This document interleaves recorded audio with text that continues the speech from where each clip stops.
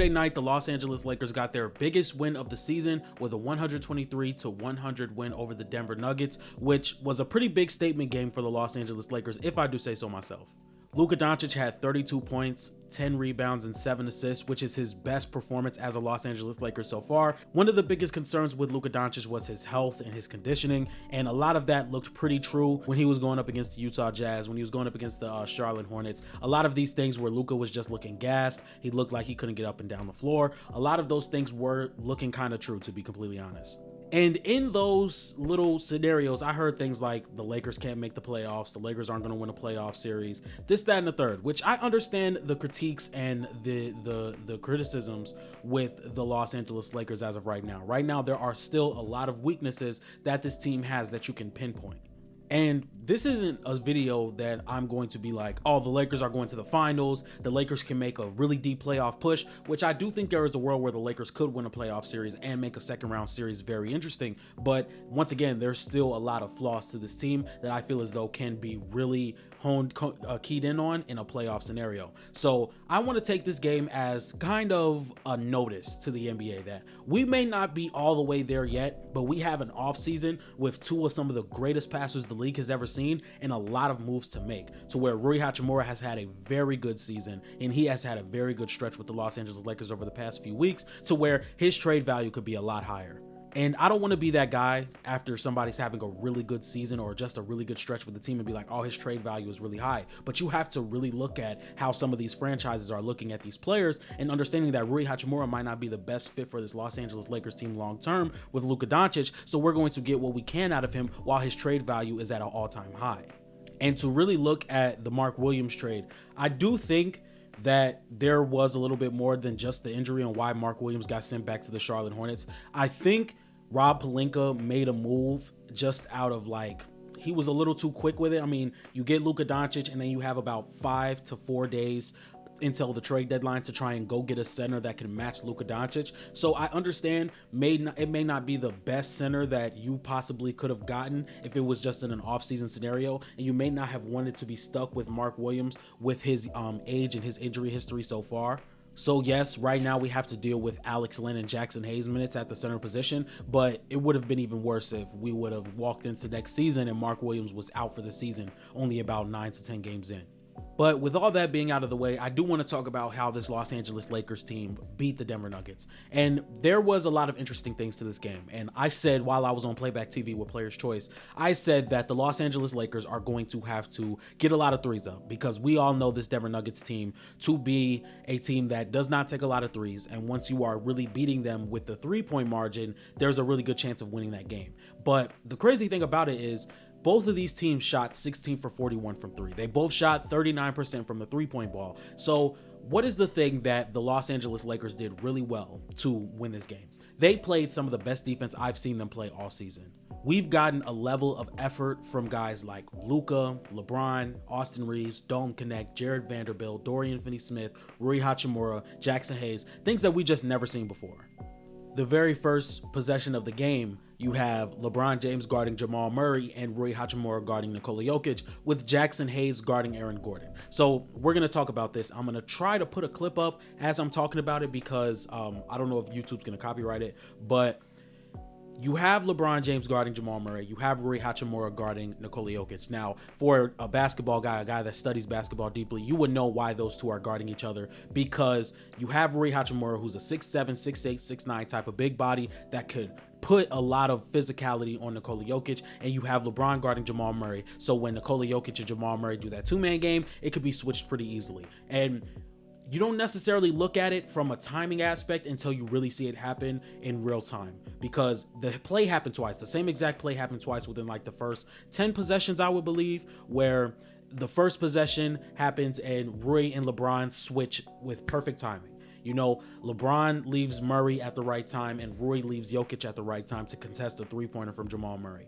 And then what happens in the very next play is LeBron was late following Jamal Murray and Rui Hachimura was just a half second late leaving Jokic, and it was a 3-point shot. So this is what I look at with this Denver Nuggets team, to where this is something that you have to time perfectly. And this is going to be a world where you're not going to time it perfectly every single possession. But to have those two guys that you can put the pressure on and the physicality on, and you can switch that within every single action that they run, that is still pretty smart to me. And we may not have the personnel to have one of the better defenses in the league, but this game and multiple other games have given me a lot of confidence in JJ Redick for him to be able to coach a top tier defense in a playoff scenario with his scheming and with his knowledge of the game. And it also helps that Aaron Gordon and Russell Westbrook being on the floor at the same time gave us a lot of cushion to go and pick at the ball from Nikola Jokic and go and pick at the ball from Jamal Murray and a lot of ball handlers and Michael Porter Jr. We also had Jackson Hayes guarding Michael Porter Jr. in stretches because Michael Porter Jr. isn't the guy that's going to make you pay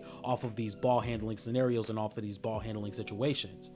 The Denver Nuggets also had 20 turnovers in this game. We had opportunities to help off of guys like Aaron Gordon, Russell Westbrook, and some of those shots went in. I think Aaron Gordon made about 3 to 4 threes last night, just getting wide open looks. And once again, I'm okay with that. I'm okay with Aaron Gordon having to beat us from 3.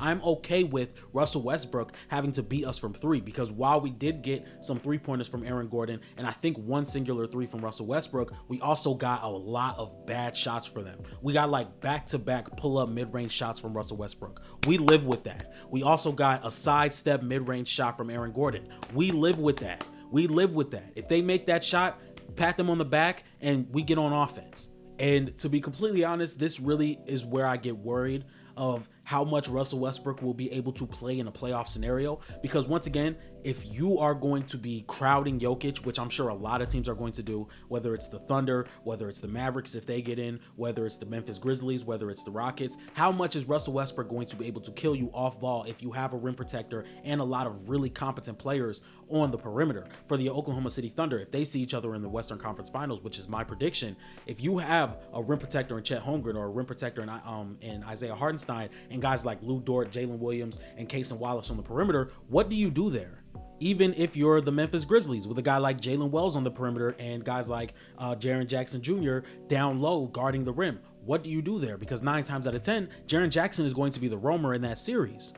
But it's not all sunshine and rainbows with this Lakers defense. There was still some things that concerned me. The Nuggets got a lot of easy looks off cuts to the basket. There was a play where they got the switch on Austin Reeves, and with Nikola Jokic being switched on to Austin Reeves, you have 3 guys in that play paying attention to what Nikola Jokic was doing, which was Jackson Hayes, who had to send the help, Rui Hachimura, who was on the top of the key, and LeBron James, who was sitting in the dunker spot waiting for someone to cut. He was guarding 2 players in Christian Brown and Aaron Gordon, I believe. And Aaron Gordon was able to slip into a cut and get an easy look at the paint. We saw the same thing happen with Michael Porter Jr. He just missed the dunk. And the same thing happened with Russell Westbrook. So there's going to be a lot of opportunities where they're going to get the switch on Austin Reeves. Austin Reeves is the smallest player on the floor. Nikola Jokic wanted to attack him. And that's something they did. That's something they did all game. They tried to get Austin Reeves on the switch all game. I'm sorry if I'm just all over the place right now. I watched this game like 3 times already. And as for the offensive side, the Los Angeles Lakers on offense was the least of my concerns. Now, I understand Luka was struggling in the first couple of games with the Los Angeles Lakers, but then again, I knew it was going to take one really good offensive performance from this team as a whole with Luka Doncic, LeBron James, and Austin Reeves to where it's kind of going to be a flip of the season. It's going to be a switch turned with Luka Doncic, LeBron James, and Austin Reeves. And it's going to be very needed because we have the Timberwolves coming up. We have the Clippers twice. I believe we have the Celtics in a few weeks. We have a very tough stretch going on. So to have this level of offensive play from all 3 of these guys is going to be very needed. And we got it today. LeBron James, I believe, had 25 points, 9 rebounds, and 5 assists. Luka Doncic had about 32 points, 10 rebounds, and 7 assists. And Austin Reeves, I believe, had 23 points and 7 assists. And once again, it's going to be a lot of trouble trying to guard all 3 of these high-level ball handlers, shooters, playmakers, and all those other things. Because in the end of the day, a lot of teams go into playing Luka Doncic as in blitz him, get the ball out of his hand, and try and really make him work without having the ball. Now, another thing that makes that so hard is if you blitz, and let's say you blitz off of Jackson Hayes, Luka Doncic is more than capable of making the lob, because at first you got Nikola Jokic and Christian Brown blitzing Luka Doncic, and Jackson Hayes got a lot of really good looks around the rim. Then they blitz off of Austin Reeves. You know what? Austin Reeves gets the ball. He drives to the rim. He either makes a play or finishes around the rim. And then they blitz off Rui Hachimura. Rui Hachimura hit a couple of shots from 3. And if they blitzed off LeBron in any any small manner, because you know you're not going to help off of LeBron. LeBron is now having a full head of steam to the basket with a team that's in rotation, and you can make a lot of easy decisions off of those looks completely. So that's another place where it's like this Lakers team is going to be really hard to guard, because when you have 3 high-level ball handlers who can also give you 7 to 10 assists a night, it's going to be really hard to guard when you're in rotation and these guys are making these decisions at these quick of a levels when you're not even in the position you're supposed to be in defensively. And another thing that made it really good as well is because the Nuggets' main game plan defensively is to funnel teams away from the hole, because Nikola Jokic is not the best rim protector. But in the end of the day, they were getting Nikola Jokic on the perimeter a lot. They were getting Nikola Jokic blitzing LeBron, blitzing Austin Reeves, blitzing Luka Doncic a lot, and they were getting immense rim pressure. It was almost every single possession. So once again, my game plan for this team was to get a lot of threes up. They got up 41 threes and made 16 of them. The Nuggets matched that. So in any other game, you would think that the Nuggets would win this game, but the defense, forcing 20 turnovers, getting out in transition, creating that rim pressure, getting a lot of open looks for guys like Gabe Vincent, Dorian Finney-Smith, Rui Hachimura. You would be surprised if you really go back and watch and see all the open threes that these guys were getting, whether it was DFS, Rui, Gabe Vincent, Dalton Connect, Austin Reeves, LeBron James, Luka Doncic. They were getting to the free throw line. If the Lakers make 3 or 4 more threes, it's an even bigger blowout. So once again, this is not me saying the Los Angeles Lakers are going to go and be a true title contender this year. No. But this is me saying that we have the coach. We have the coach. JJ Redick is a good coach. He is a really good coach. Like, I'm not even going to sit here and deny it anymore. He was better than Darvin Ham. We saw it when the season started, and he still shows that he is a better coach than Darvin Ham, and he is a really good coach. He has made a lot of really, really good decisions and really, really good schemes over the past few weeks. And with having 3 guys in Luka Doncic, LeBron James, and Austin Reeves, those 3 players are always going to consistently keep us in games offensively. And now we just have to level out the point of 3-and-D shooting and point of attack defense to where, and a lob threat big, of course.